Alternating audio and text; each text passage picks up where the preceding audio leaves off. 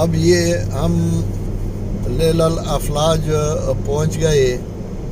یہ لیلا اور مجنون کے جو مشہور قصے مشہور ہیں، یہ لیلا اور مجنون کا علاقہ ہے اور یہ ان کا گاؤں ہے.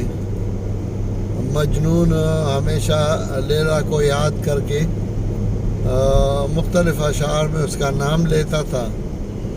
کبھی کہتا تھا ایا ظبیات القاء قلنا لنا الیلا منکم لیلا من البشری، اے صحرا کے ہرنوں مجھے کہہ دیجئے کہ لیلا تم میں سے ہے یا تم انسانوں میں سے ہو، کیونکہ دونوں کی آنکھیں ایک جیسی ہیں.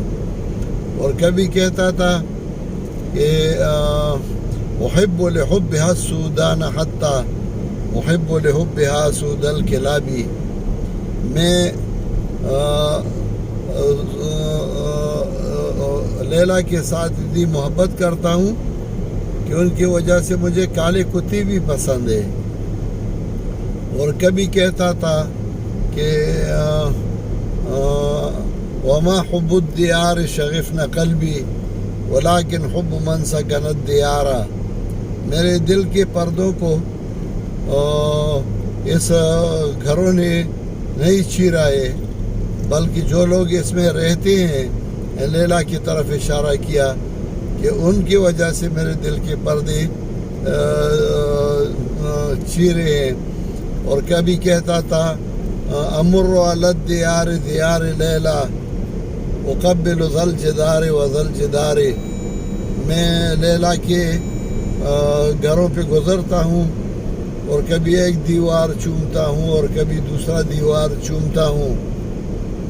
وما حب الدیار شغفنا قلبی ولکن حب من سکن الدیار، امر علی الدیار دیار لیلا اقبل ذا الجدار و ذا الجدار. تو یہ لیلا الافلاج ہے، یہ لیلا اور مجنون کا جو گاؤں تھا اور شہر تھا.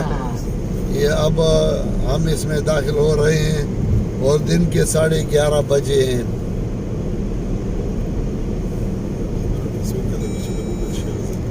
اور یہ اب ہم قریب ہو رہے ہیں.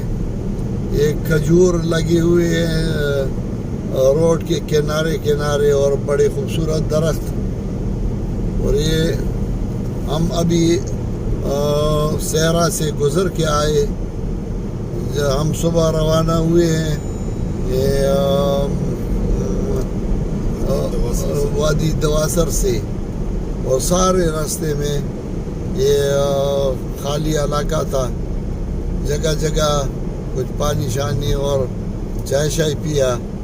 ڈاکٹر صاحب گاڑی چلا رہے ہیں، ڈاکٹر محمد نقاب صاحب اور ہم دونوں اکٹھے بیٹھے ہیں. شیخ صاحب نے یہ لیلا کے بارے میں جو اشعار ہیں نا، یہ بڑے روانی سے پڑھے، ایسے لگ رہا تھا جیسے نازل ہو رہے ہیں ان کے اوپر. باقی چیزوں میں جو ہے نا وہ کوئی نہ کوئی غلطی ہو جاتی ہے، مگر یہاں پہ کوئی غلطی کا امکان نہیں ہے. یہ معاملہ لیلا کا ہے.